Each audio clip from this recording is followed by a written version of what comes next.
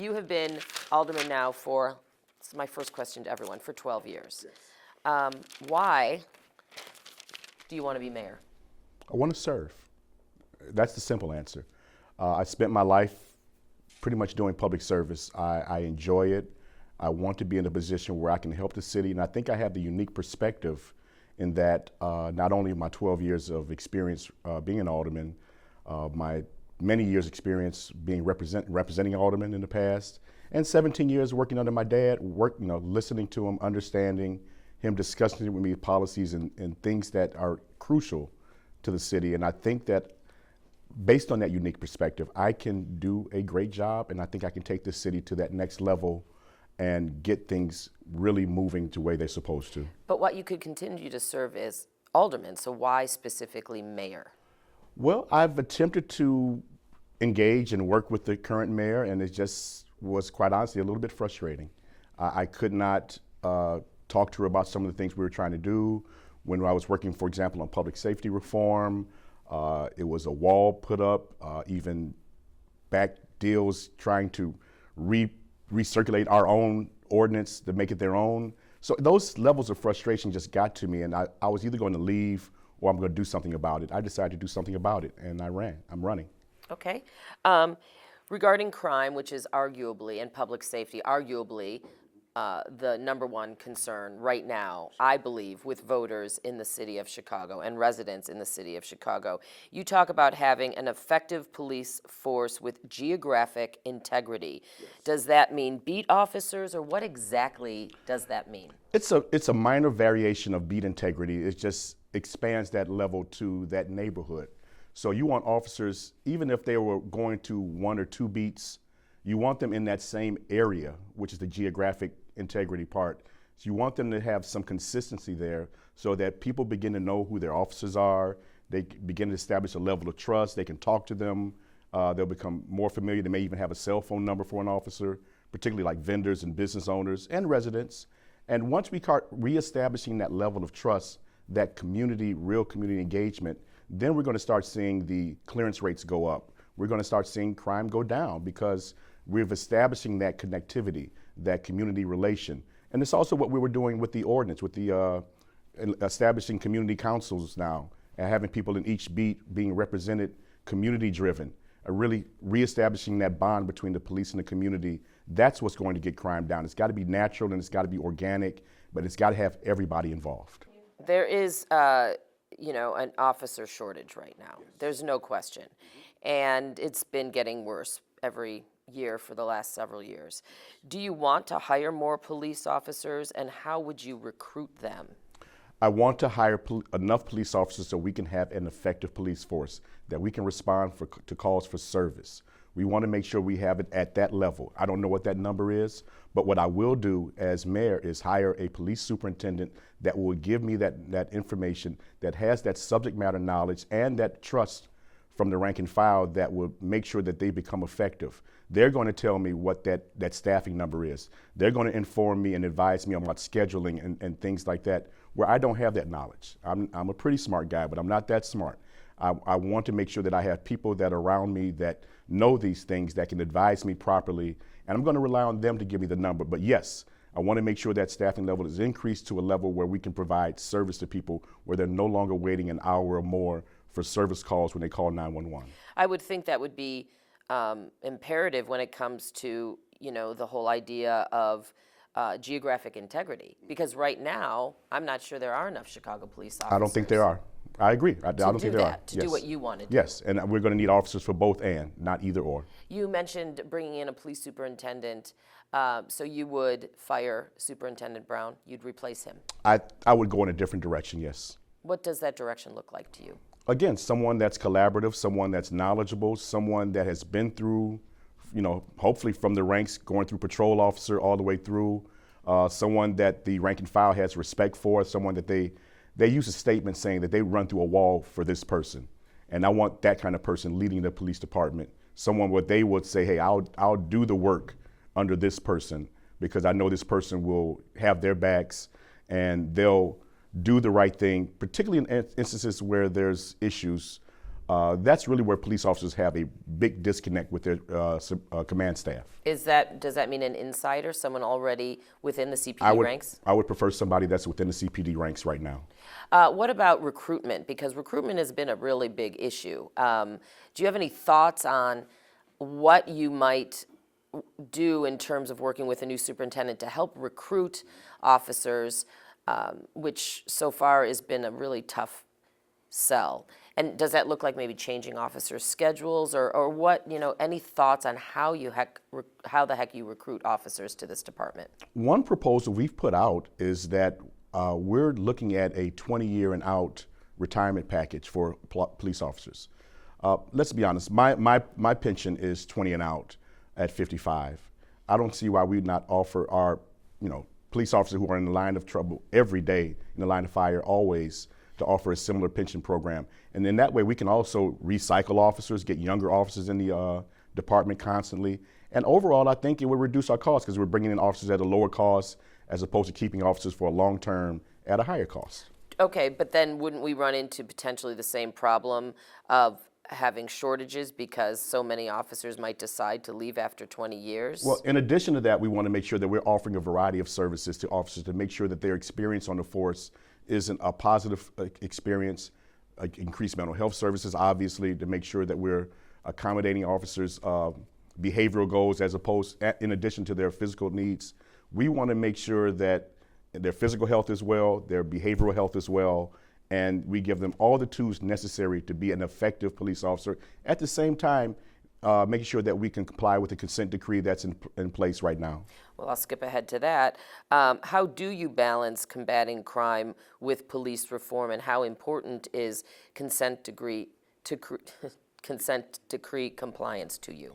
Well, obviously, I'm a lawyer, so compliance is always important to me. I want to make sure that we're following not just the spirit of the letter of the law, but the spirit of the law. We want to make sure that officers are continuing to be able to do their job effectively and also be in compliance with all the available consent decree instances. But we want to make sure that we're looking at it and do what's necessary, because I know there's some issues that officers are really not liking as it relates to particular pursuit policies and things like that.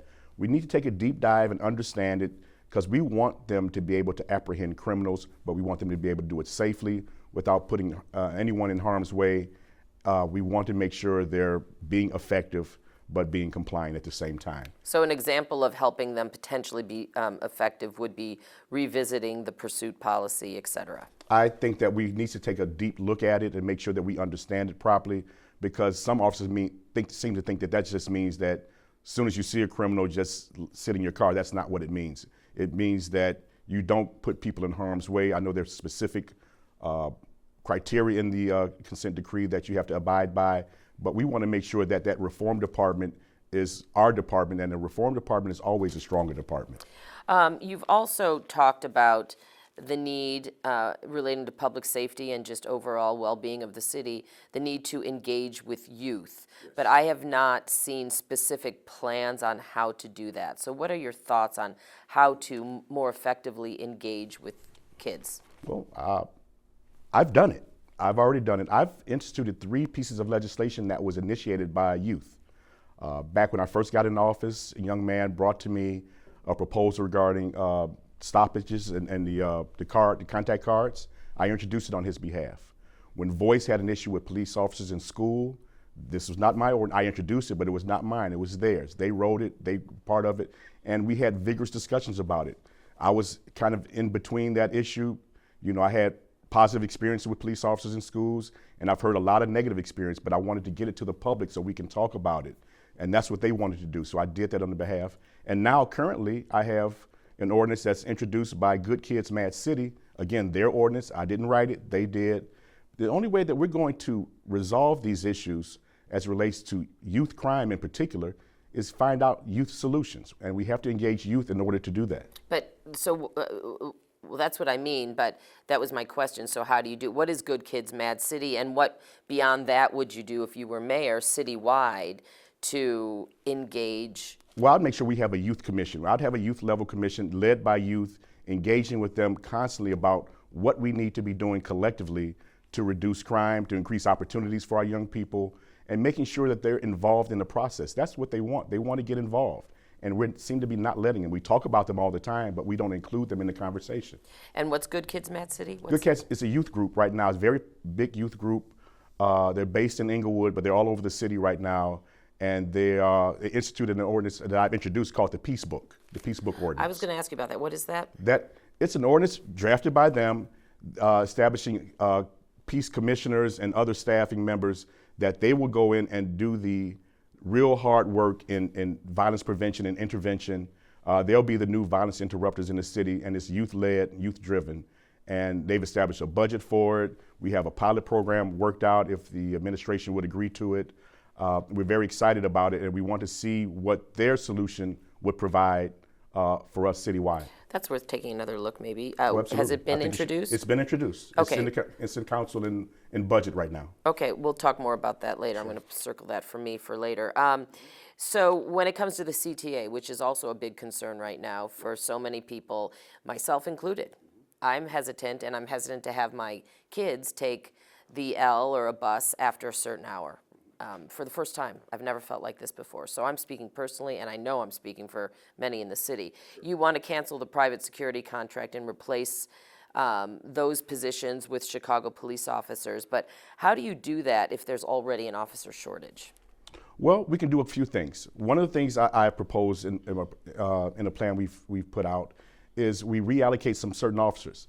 Officers, for example, at the airports. You know, we have 3, 4, 5 different agencies at the airport, patrolling the airport. We don't need Chicago police there as many as we do right now. We can restaff and recirculate some officers, take them out of the police, the airports, and then recirculate officers so we can get officers more in areas that we think are important, like public transit. And would you keep Dorval, the president, the current Dorval Carter? I would probably, look at that. I have a long-standing family relationship with Dorval Carter. I know him very well, but sometimes things have to go in a due direction, and I would probably look at some new leadership at CTA. Because of course, he's been harshly criticized for yes, he has. many things, which we'll talk about some other time. Certainly. Concisely, because we have 30 minutes, concisely explain your Reset Chicago plan. Resetting Chicago means that we need to look at government operations for what they are. And right now, as an alderman, I see that they're not meant to serve everyone. They're duplicitous. Sometimes you have 2 ways of calling to get the same thing done. That's not productive. And I want to reset all of our government operations that make sense. Why is our chief executive presiding over a legislative body? It makes no sense. 7th grade civics will tell you that. I want to make sure that we reopen our charter. That's important. I've been meeting with Joe Ferguson and talking to him a lot about his Reimagine Chicago, which is where I got the reset from, having breakfast with him one day, and we just talked about a hard reset and what the government does so it can work for more people than it does right now. So that just means taking a look at every agency, every department? Government in itself, reopening the charter. Let's get a definition of what an alderman does. There is no definition of what alders do. Yeah. Nowhere, not in the state, not locally, anywhere. That's interesting. No, I also know there used to be 2 aldermen per ward, which I just learned, and I thought that was crazy, but that's again, okay. How do you talked about development and not giving money and opportunities, economic opportunities to these big developers who then just want to develop in like the West. Am I wrong? A little bit. Okay. Go ahead. Yeah. Well, correct me, but let me finish my question. Sure. So I guess my question, and then you can correct me on what I just said because I want to make sure I understand. How do you incentivize developers to build in underserved high crime, in some cases, neighborhoods? Well, that's exactly what my statement was. I'm not discouraging large developers. I want large developers to build. Trust me, I do, because that money is important. And the density bonuses that they provide does provide critical housing for affordable housing and other programs. But oftentimes they're restricted by area of where they can put that affordable housing. I want to expand that area where they can put it in different places where they have real need. In Inglewood, for example, Garfield Park, Lawndale, areas that have experienced these decades of disinvestment. I want them to be able to expand and use that money for these areas, not just in the areas where they're developing, which are usually pretty nice in the first place. And it's a challenge sometimes to put affordable housing in those specific areas. where I can put it right by the L. I have areas right now that are vacant lots by public transportation. We can put affordable housing. We can build existing on structures that are there. We have vacant lots where we can build new, and we can build it a lot cheaper than we can for building those same units downtown. But very often, developers and builders will hedge about a project in neighborhoods that are struggling. So how do you incentivize these developers to build and develop in those areas you just mentioned? You know, I've talked to a lot of these large developers, and they want to. They feel that they're sometimes handcuffed in not being able to expand their reach into these underserved areas. But at the same time, they also have a challenge. Their challenge is their cement costs are the same whether they build downtown or whether they build on the south side. Their steel costs are the same whether they build downtown or west. We have to make sure that we can help them make up that difference so that they can still feel that they're having a reasonable profit and at the same time doing good work, providing housing for those that are unhoused. Any thoughts on how to do that? Well, we've looked at quite a few things, other incentives that we can provide for developers, but that's when we start looking at local developers, because that's one thing that large developers seem to be willing to do, have a mentor-mentee type relationship with up-and-coming local developers that may be more interested in building on the south side and the west side, and assisting them with technical knowledge and experience, and even some financial assistance if we can all get together and work that out. But again, that's all about collaboration, talking to people, talking to real estate professionals, talking to financial professionals, getting everybody in the room, and let's figure this out, because part of what that disconnect is the intentionality. You have to make a decision as mayor that you want to do this, and you can figure out how to get it done. But the intentionality is extremely important. You have to have that effort, and it takes from the top. You have to lead from showing them what we can do, not telling them what you can't do. We're going to tell me how we can do it. But any specific ideas on how to, any monetary, incentives? That Well, we can modify the density bonuses, because it's a lot of money in the density bonuses. It's a lot of money in our NOF programs. We need to close TIFs as they expire instead of extending them in those areas that are no longer blighted. We need to redirect and focus what we need to do. What do we want to do as a city? Do we want to, we want to make sure we can maintain downtown. Downtown is beautiful. We want to keep that. But what are we going to do about all 76 other neighborhoods that are comprised of the city? We have to make direct investments out there so that we show people that we care, and every neighborhood should be self-sustaining. Every neighborhood should have grocery stores. Every neighborhood should have professional office buildings. They should have entertainment areas. They should have all the things necessary where they don't have to leave out of their neighborhood for goods and services. The mayor has talked, she has the South and West program. What would you do differently? Because that's exactly what she stated 4 years ago, that she wanted to do the same. She implemented this program.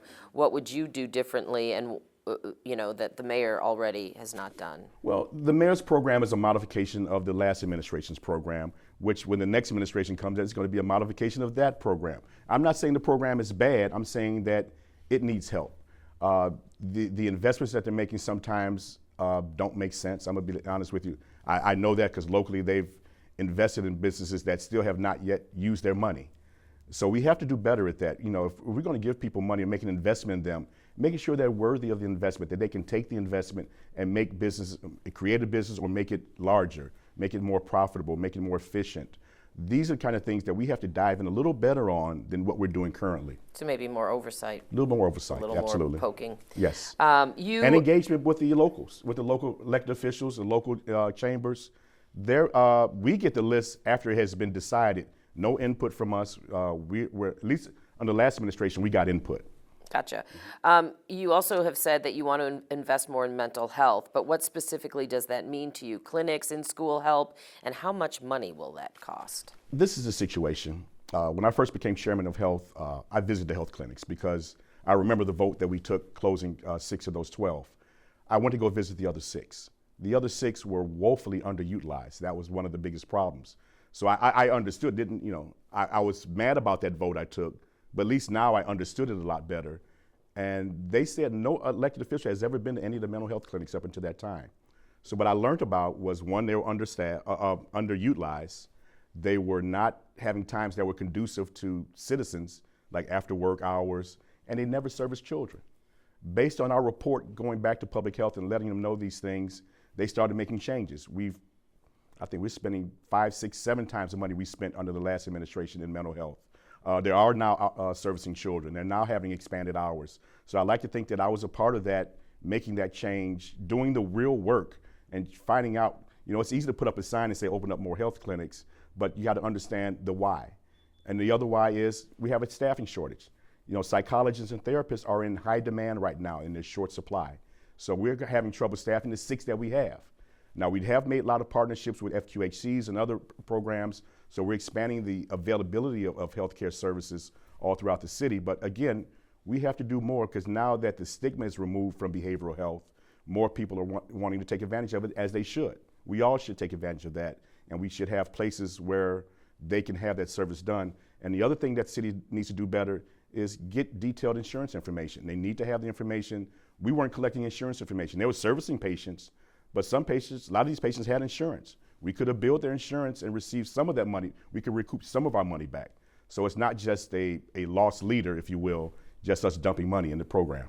So it sounds like what you're saying to me is what you believe needs to happen is you've got your 6 clinics now, but it's really kind of another reset there, starting with the 6 in place, starting from the ground up and looking at who they serve, when they serve people, trying to recruit more clinicians, and then move forward. Is that what I'm hearing? Have you on the team, Dana? Yes, absolutely. I want to understand. We want to do it naturally. We want to make sure that we can get these existing 6, utilized, making sure they're getting used, get them up to capacity. Then we can start looking at expanding our service net, other places and other geographic areas.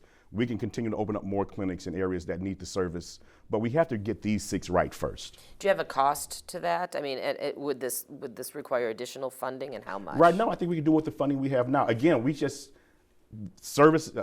finding people are the problem. I think we're doing better the services. We've redone almost all of the mental health clinics, which I'm proud to say that we had played a part in. They've all gotten up to a certain level. Now we have to get to the staffing level, and we have to do more to promote the clinics and let people know that they exist, use them. And once we get to that point, we can start looking at expanding clinics. And we do have quite a bit of money in mental health, in the mental health budget right now that we can utilize. So it's not something that's not taking up a lot of money. It's just properly utilizing. And I want to be the steward of that, making sure that we're doing responsible things that are deliberate, responsible, and financially, prudent. Okay, I'm just looking here. You propose creating a concierge permitting process, higher fees for a streamlined yet stringent permit process. Wouldn't that still give the advantage to wealthy companies and developers over the smaller developers, though, because they can afford to pay for it, and now it's easier for them to get their permit?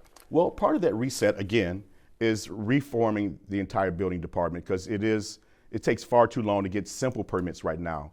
I'm talking about just permits you were able to get over on the internet. You should be able to get on the internet. It's taking far too long to get. So I want to make sure it's better for everyone. Now, I have talked to developers who said they would pay a premium on just making sure they get their permits timely. That's all they're asking. If you're spending $100 million or $200 million on a structure, all they're asking is that they not spend their money on delays. And the time value of money is something that you have to understand. That costs. So that could cost millions of dollars. They would rather pay almost $1 million for a permit, to get a permit, as opposed to paying it in lost costs and things they can't recoup. So we were just looking at an option, what we can do totally to make sure the smaller developers and the large developers can get the level of service that they're entitled to. And that's serving promptly and getting the designs reviewed so that we make sure that we're building safe buildings, and making sure that they're doing them and not spending money with banks and financial institutions eating up all their funds. Is there a price tag that goes with that? Have you thought about what that concierge price would be and how much it would provide to the city coffers overall, potentially? Well, if you're talking about, people paying upwards of, maybe upwards of 6 figures for a permit they normally pay, let's just say $10,000 for, that they would pay multiple times over that. We haven't costed it out yet, but we are talking to people. I have developed a relationship with one of these tax accountability services, and they're assisting us with providing numbers for that in the near future. But we know it's not going to cost us any money. Actually, we expect it to make some money. But just real quick, would it give them an unfair advantage even more so? Well, I want to do both. It's not an either or proposition. I want to help our smaller developers and doing things like getting their permits expedited by internet. These simple permits. I had a constituent call waiting 9 months on a general repair permit, which is pretty simple. And that's uncalled for. That should not happen. And it starts with reforming. And that's reforming the department and making sure that we've caught up to the 21st century and doing what's prudent and what's expected of us in this technological age that we're in right now. I found it refreshing that in the ABC7 debate, you said you can't guarantee you'll never raise taxes. And you talked about today working with existing money, for instance, within the mental health budget. But specifically, if your ideas to implement end up costing more, where do you get that money? Well, we always do savings first, efficiencies first. No one wants to come in. I don't want to come in. I'm not trying to come in and raise taxes. That's not my goal. It's not even my interest.